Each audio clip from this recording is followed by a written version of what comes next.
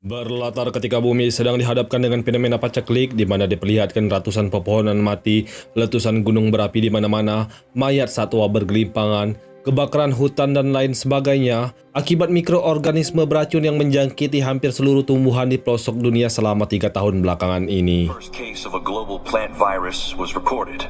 Today marks a bleak anniversary for our planet.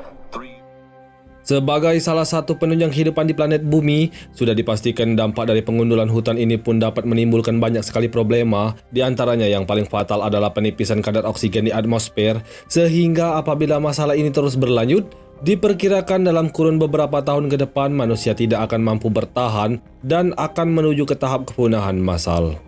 As oxygen levels drop below 10%, people will begin to suffocate. Disappearing forests cannot recycle enough carbon dioxide to maintain this level. Mari saya perkenalkan dengan seorang pria bernama Dr. Stephen Ross, seorang ilmuwan paleontologi yang menurut Wikipedia ilmu ini sangat berkaitan dengan biologi dan geologi, yakni mencakup studi fosil untuk menentukan evolusi dari suatu organisme beserta interaksinya dengan organisme lain dan juga lingkungannya. Kurang lebih begitulah. Untuk lebih detailnya silakan kalian searching di internet, ada banyak kok artikel yang membahasnya, jadi ayo budayakan literasi. Saat ilmuwan lain disibukkan dengan permasalahan wabah ini, Steve dalam 8 tahun belakangan ini telah meneliti dan mempelajari sebuah objek putih bulat yang diberi nama Sphere, objek luar angkasa yang diperkirakan telah berada di bumi sekitar 4 miliar tahun lamanya. Bahkan berdasarkan studi belakangan ini, objek tersebut digadang-gadang merupakan cikal bakal dari kehidupan di planet bumi pada awal pembentukannya. The sphere uses chemical elements from the environment. Spices have their own unique language. After years of research, we discovered a way to control the sphere and the engine. Hasil dari riset selama bertahun-tahun, Steve pun pada akhirnya berhasil memecahkan lusinan kode perintah dengan masing-masing pola yang telah terprogram di dalamnya. Tak hanya itu, Steve pun bahkan telah berhasil menduplikasi teknologi canggih tersebut yang kemudian akan dibawa ke sebuah planet layak huni, sebuah planet yang berada di sebuah tata surya bernama TESS yang jaraknya sendiri sekitar beberapa ratus tahun cahaya dari bumi saat ini. Nantinya akan dilakukan terraforming atau sejenis metode pendukung kehidupan terhadap planet tujuan guna melakukan kolonisasi yang memungkinkan menjadi rumah baru bagi seluruh umat manusia. We will bring the sphere to a planet that has the right several hundred light years from here. We will bring... Demi terwujudnya misi fenomenal ini, maka terpilihlah beberapa ilmuwan dan pihak militer yang ahli di bidangnya masing-masing. Di antaranya ada Steve sendiri sebagai ketua tim, Dr. Peter Lehman seorang spesialis mesin kapal luar angkasa, Dr. Lena Redwood pendiri program terraforming, dan ada juga Frank Richard dan Mayor Ian Connell seorang pilot terlatih dari pihak militer. The sphere is our starting point. That if humans are to survive long term, we must find a way to get off planet Earth, a new home for humanity. Dan inilah dia, Project Gemini. Singkat cerita, hari keberangkatan pun tiba. Pesawat mereka pun meluncur sampai keluar atmosfer tanpa kendala yang berarti. Saat tengah melakukan pemeriksaan ulang sphere itulah terlihat sebuah reaksi aneh atau kontraksi aneh pada salah satu bagian sphere yang hal itu tanpa disadari sedikit pun oleh mereka berdua. This isn't about speculation. It's a theory. Maybe.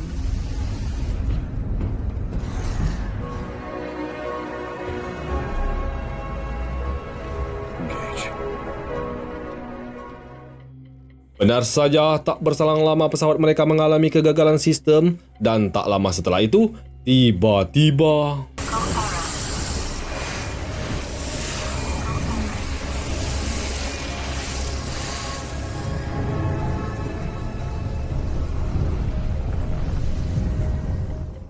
seluruh kru pun mendadak pingsan akibat tekanan atmosfer yang menjadi tak terkendali, sehingga tujuan pesawat pun malah melenceng entah kemana tujuannya, yang setelah dilakukan pemeriksaan peta antar bintang, mereka telah tersesat ke sebuah tata surya antah berantah, tidak dikenal, belum pernah terpetakan sebelumnya, bahkan tidak ada data-data yang dapat menjadi acuan sehingga bisa dipastikan. Saat ini mereka telah tersesat tanpa peta, tanpa navigasi, tanpa data-data konkret perihal posisi pesawat mereka saat ini berada.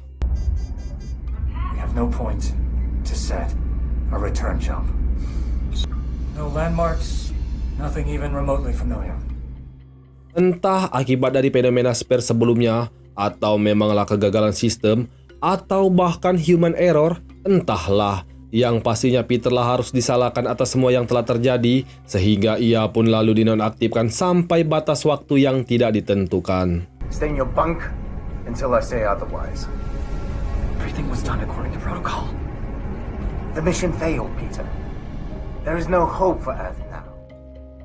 Saat sedang panik-paniknya, saat itu juga terlihat Peter tengah menuju suatu ruangan sambil mematikan kamera CCTV yang ada di sana, yang kemudian tiba-tiba terdengar suara alarm berbunyi di mana sistem pun memberitahukan bahwa udara di area ruangan mesin telah terbuka secara paksa. Diikuti sebuah objek tak dikenal tengah mendekati pesawat dan kemudian tiba-tiba objek tersebut nyatanya adalah seonggok tubuh Peter yang telah mati membeku. Jasadnya sendiri mengambang-ambang di luaran sana yang setelah dilakukan investigasi lebih lanjut, hipotesis awal mengidentifikasikan bahwa Peter melakukan tindakan bundir yang entah apa motif yang melatar belakanginya, entah stres atau bahkan depresi perihal kesalahan yang mengakibatkan melencengnya jalur lompatan pesawat, entahlah, hanya penulis naskah yang tahu. He couldn't have given up so easily. I worked with him for 8 years. Peter wouldn't have. I knew him. Merasa sudah kepalang nanggung berada di sini, dan dari data pun planet tersebut nyatanya memiliki beberapa komponen pendukung yang dibutuhkan seperti permukaan yang terdiri dari bebatuan vulkanik, adanya atmosfer walau tidak dengan oksigennya, suhu rata-rata 16 derajat Celcius, dan lingkungan yang relatif stabil. Semua itu sudah terbilang mencukupi untuk standar planet layak huni, bahkan lebih mendekati sempurna jika dibandingkan dengan tes yang menjadi tujuan awal dari misi ini. I'll go here. If I could choose between Tess and this planet, it's perfect. Sadar peluang seperti ini tak akan terulang untuk kedua kalinya, karena seperti yang kita tahu, ada banyak sekali planet di seluruh jagat raya ini. Jadi wajar sekali jika Steve memutuskan bahwa planet ini adalah kandidat terkuat yang bisa menjadi rumah baru bagi seluruh umat manusia. Toh untuk kembali menuju tata surya tes pun kan juga tidak bisa lagi. Alhasil, saking excitednya, Steve pun bahkan langsung memutuskan untuk segera turun saat itu juga.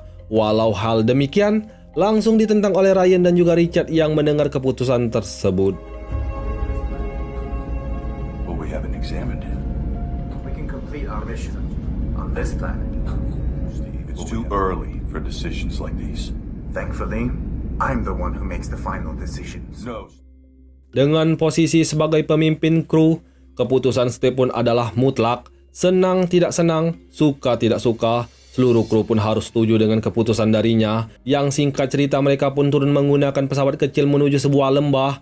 Namun sesaat memasuki atmosfer planet, pesawat mereka ternyata harus menerjang badai ekstrim yang tak terduga-duga sebelumnya, sehingga salah satu tangki BBM pun harus rela dilepaskan demi mengurangi beban pesawat. Dan setelah itu,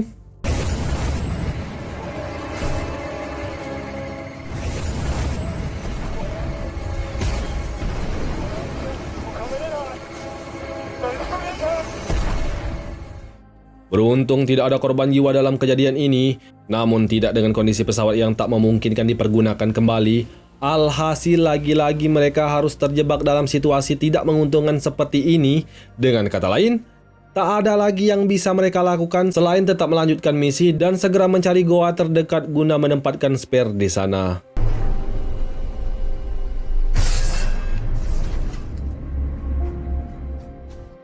Setelah melakukan pemetaan di daerah sekitar, ditemukanlah sebuah goa tak jauh dari lokasi pendaratan pesawat, sehingga demi mencapai lokasi tersebut mereka pun harus berjalan kaki sembari membawa spare menuju lokasi yang dimaksud. Dan seusai pemasangan, Steve dan kawan-kawan pun langsung segera kembali ke pesawat, yang kemudian datanglah Ryan membawa kabar bahwa telah ditemukannya rekaman video berisi kegiatan Peter sesaat sebelum kematiannya. Give new information. Richard. Starting playback.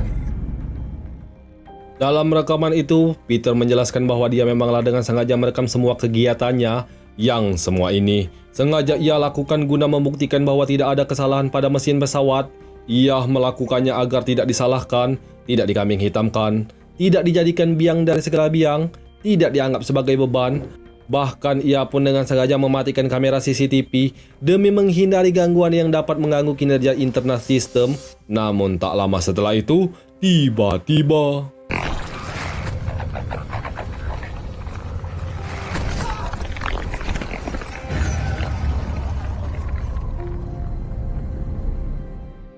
terlihat dengan jelas Peter diserang oleh sesosok makhluk yang entah apa makhluk itu. Yang pastinya rekaman tersebut berakhir begitu juga dengan nyawa Peter, sehingga sampai di sini nyatanya Peter tidaklah melakukan tindakan bundir, melainkan seorang korban yang pelakunya sendiri, sesosok makhluk alien yang hingga kini masih berada di pesawat mereka. Was that what killed Peter? Some kind of a life form?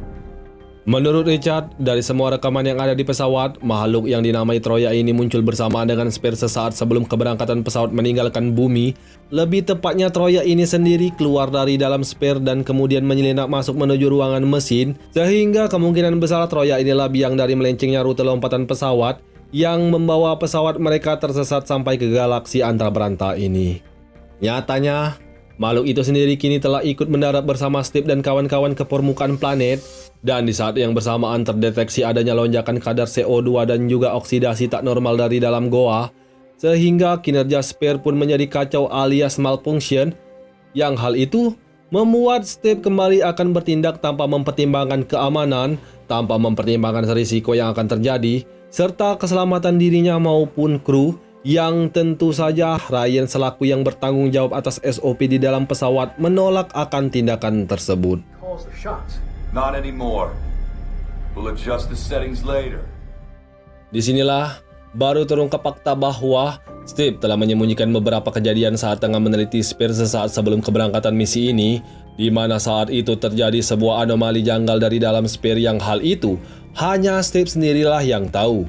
Entah apa maksud dan tujuan Steve menyembunyikan kebenaran ini, Steve bahkan dengan tega mempertaruhkan nyawa seluruh kru demi kepentingannya sendiri. Known about these anomalies, treated the sphere differently. Hide a single confirmed fact about the sphere from you. Mulai detik ini, Ryan lah yang akan mengambil alih posisi sebagai pemimpin kru sementara Steve dibebas tugaskan dari posisinya. Tidak diperkenankan bertindak tanpa sepengetahuan Ryan, tak serta-merta membuat Steve menyerah begitu saja. Ia pun lalu membujuk David untuk ikut menuju ke dalam goa, walau harus nekat pergi secara diam-diam guna memperbaiki Spare yang masih dalam kondisi malfunction. We have to go back to the cave and restore the settings. We can't leave it like that. We'll go out quietly. That entire planet is dying the exact same way. Terlihat di dalam goa tanaman kecil sudah mulai bertumbuhan, pertanda bahwa Spare dapat menciptakan bentuk kehidupan bukanlah isapan jempol belaka, bukanlah hanya sekedar teori yang tak berdasar. Maka dari itu, perbaikan Spare adalah prioritas utama bagi mereka. Namun tak lama setelah itu sistem mendeteksi bahwa Troya sedang bergerak menuju ke arah mereka, dan kemudian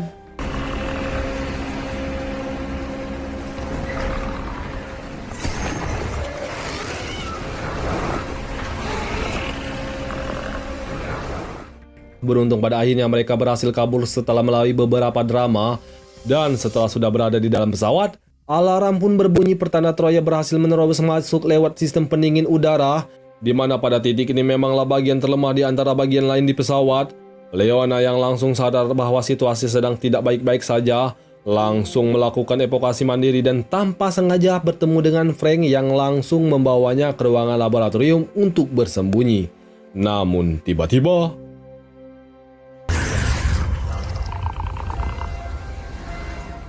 Get back. What? Why? ya, niat hati bersembunyi, nyatanya mereka lah yang justru mendatangi bahaya itu dengan sendirinya, di mana Frank dengan heroik mengorbankan diri sendiri demi menyelamatkan Leona dari sana. Beruntung usahanya itu tidaklah berakhir dengan tindakan mati konyol saja, dan Leona pada akhirnya berhasil selamat berkat dengan tepat waktu sampai ke ruangan saat anggota lain tengah berkumpul. Namun yang menariknya adalah, kok bisa makhluk tersebut kepikiran merusak kamera pengawas dan juga saluran komunikasi? Pertanyaan itu pun secara langsung menandakan bahwa si Troya ini nyatanya bukanlah makhluk yang brutal dan haus darah saja, melainkan makhluk super cerdas, memiliki pola pikir yang terkoordinir, bahkan mempunyai planning yang matang, terbukti dengan serangkaian-serangkaian kejadian sejauh ini. Sadar dan mawas diri bahwa yang membawa malapetaka ini adalah dirinya, Steve kemudian mencoba memperbaiki kamera pengawas dan juga generator cadangan guna memulihkan saluran komunikasi dengan pesawat utama.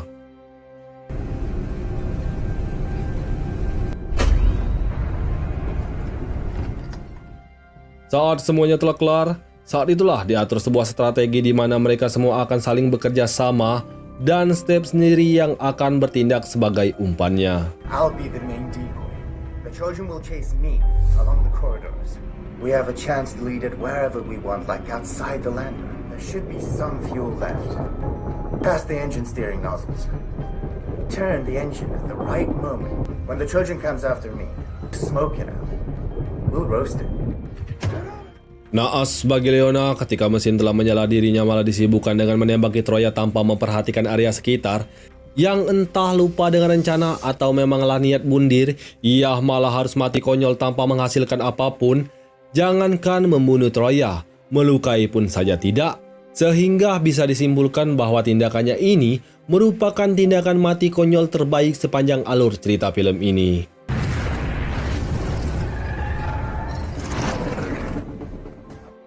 David yang juga mendapatkan serangan akibat tindakan barusan tidaklah mengalami cedera yang serius, melainkan teramat serius, di mana luka yang ia dapatkan nyatanya mengandung sejenis bakteri ganas dengan mekanisme pertahanan yang luar biasa kuat dan tahan lama, yang memang selama beberapa tahun belakangan ini membuat Steve dan para ilmuwan lain pun berusaha keras mencari obatnya.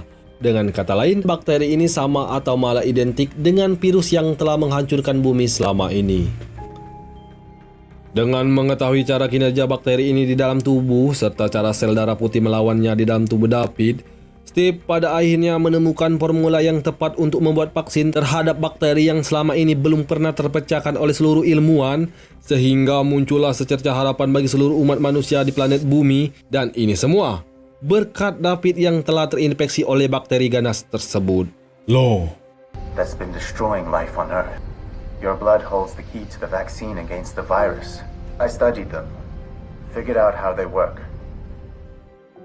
tak hanya itu, saat melakukan penelitian lebih dalam terhadap tentakel Troya, muncul anomali yang sama persis dengan anomali saat Steve melakukan penelitian dulu ketika berada di bumi, dan barulah terungkap fakta bahwa hologram yang ia jumpai saat itu tak lain tak bukan adalah dirinya sendiri yang berada di dimensi dan waktu yang berbeda. Yang sampai di sini dapat disimpulkan bahwa tentakel Troya ini merupakan transponder atau sejenis pemancar di mana fungsinya sendiri dapat menghubungkan antar sphere yang kemungkinan besar. Beginilah cara kaum Troy menjajah semua planet yang dikunjunginya. Analyzing planets, the connection to the sphere. It's a transponder. Demi menghindari kemungkinan terburuknya, Ryan kemudian mengurung Steve beserta David di dalam ruangan medis guna keselamatan bersama, yang mana hal itu pun diaminkan oleh David. Ia setuju dengan keputusan Ryan sebab keselamatan umat manusia tak pernah penting bagi Steve. Steve selalu mau bermain sebagai seorang pahlawan, tak pernah peduli dengan nyawa orang lain, terlebih lagi dengan semua kejadian yang telah menewaskan beberapa kru belakangan ini. You always want to play the hero. It was never the salvation of humanity that was most important to you, Steve. Sejenak, mari saya bawa ke beberapa waktu sesaat sebelum keberangkatan misi. Wanita yang mengejar keberangkatan pesawat pada waktu itu ternyata tak lain tak bukan adalah pasangan Steve itu sendiri. Wanita ini bernama Amy, salah satu ilmuwan paleontologi juga. Entah istri ataupun pacar, karena yang kita tahu hubungan tanpa ikatan, tanpa status perkawinan memanglah sudah lumrah di dunia barat. Yang pastinya, Amy memanglah tidak setuju dengan keikutsertaan Steve dalam misi ini dengan alasan astronot bukanlah bidang keahliannya. Ia tak lebih hanya seorang ilmuwan. Jadi jangan salahkan Haji Bolot jika semua kru harus mati konyol di luaran sana. Terlebih lagi alasan Amy melarangnya saat itu, karena Amy tengah mengandung buah hati hasil persilangan cinta mereka berdua. I wonder what it is you're really trying to save.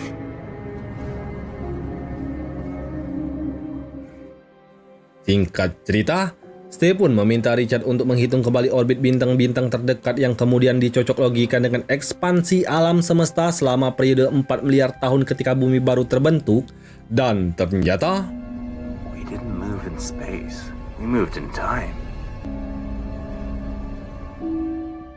ya, gugusan itu sendiri terdiri dari sebuah rasi bintang Orion. Bagi yang belum tahu, Orion adalah rasi bintang yang sering disebut-sebut sebagai sang pemburu, merupakan rasi yang paling terkenal dan mudah dikenali di angkasa. Kurang lebih begitulah. Lanjut, ada bintang utara, ada bumi dan juga matahari. Dengan kata lain, gugusan tata surya ini sama persis dengan gugusan pada masa awal pembentukan bumi. Atau bisa diartikan biar mudah dipahami, mereka tidaklah tersesat ke tata surya lain, melainkan masih berada di tata surya Bima Sakti itu sendiri. Hanya saja terlempar ke masa lalu, ke masa sekitar 4 miliar tahun pada masa bumi baru terbentuknya, dan masih kosong melompong tanpa adanya kehidupan sama sekali. In the abyss. That means we're on Earth?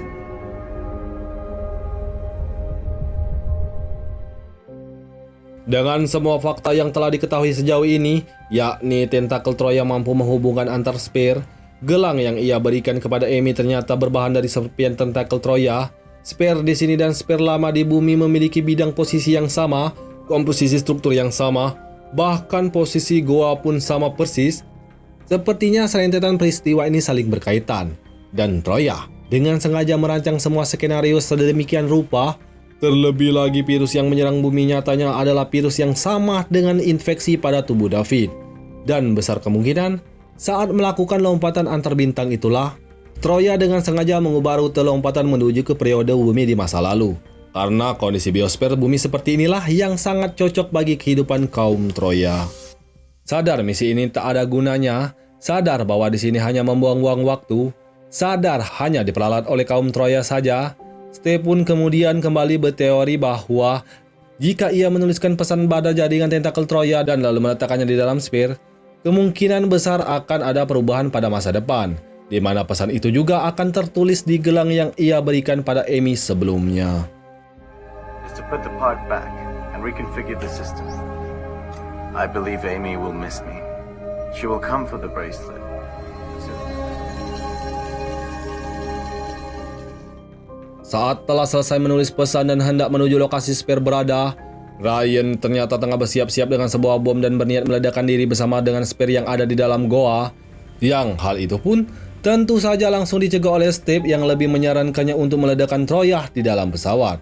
Namun tiba-tiba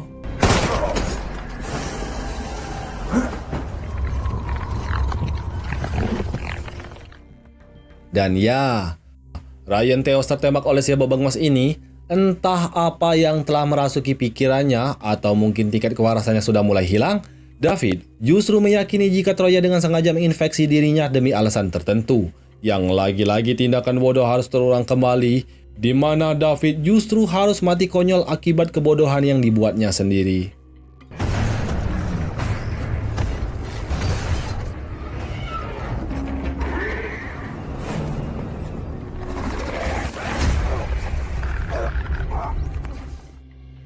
Dengan sisa-sisa oksigen yang masih ada, Steve pun akhirnya berhasil kabur sesaat setelah pesawat itu meledak bersama Troya di dalamnya. Sempat ingin menjemput Steve di bawah, Richard malah tetap disuruh menunggu dan mengawasi dari atas saja, karena saat ini sedang terjadi badai hebat yang bahkan untuk melihat saja pun susah. Look, I'll land the ship and pick you up. No. Like some shrapnel pierced the tank. Your oxygen levels are dropping. Looks like so. How much time do I have? About an hour. Singkat cerita, Steve pun pada akhirnya berhasil meletakkan potongan tentakel ke dalam sphere dan lalu mengaktifkannya. Beruntung Amy sedang berada di tempat yang sama saat ia membuang gelangnya dulu. Ia yang langsung ngeh pun segera menuju ke dalam goa tempat penelitian Steve selama ini melakukan riset dan lalu mengaktifkan sphere sesuai dengan instruksi yang tertera. Please start working. Terjadilah anomali yang berhasil mempertemukan dua sejoli ini, walau hanya dalam bentuk penampakan visual, namun setidaknya sudah cukup untuk menghilangkan rasa kangen di antara keduanya, serta untuk menyampaikan pesan seputar mekanisme yang diperlukan untuk membuat sebuah vaksin yang mampu menyelamatkan masa depan bumi. There's a mechanism that can help us create the vaccine. You were on the right path. Identify any mutation of the virus. You have to teach the plant cells to quickly identify. You don't have much time. I'm so sorry. Amy, I promised I'd come back to see you. I'm so sorry. Di akhir cerita, bumi kini telah berada di situasi yang baik-baik saja berkat vaksin yang telah berhasil menyelamatkan seisi bumi dari kehancuran. Terlihat anak Steve dan Amy pun kini telah terlahir sehat walau tanpa sosok figur seorang ayah, dan film pun tamat.